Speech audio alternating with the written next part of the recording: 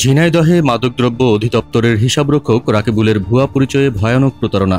বিস্তারিত দেখুন সাবিত কাউসারের ৩ পর্বের ধারাবাহিক অনুসন্ধানী প্রতিবেদনের প্রথম পর্বে।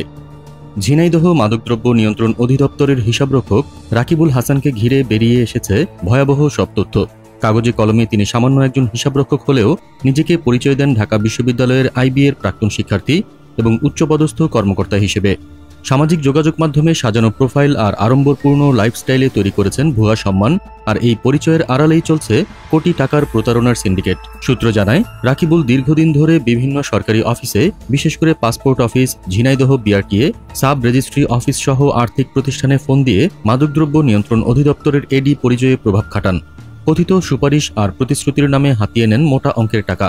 অনেক ক্ষেত্রেই ভুক্তভোগীরা প্রতারণা টের পেয়ে চুপ থাকেন, কারণ তিনি সরকারি প্রতিষ্ঠানের নাম ব্যবহার করেন।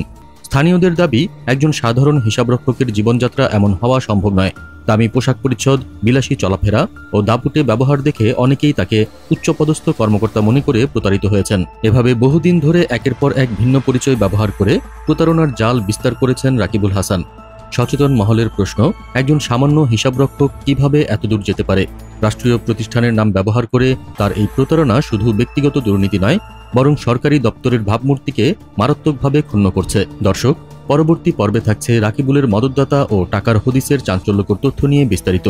জানতে চোখ রাখুন অগ্রযাত্রায়।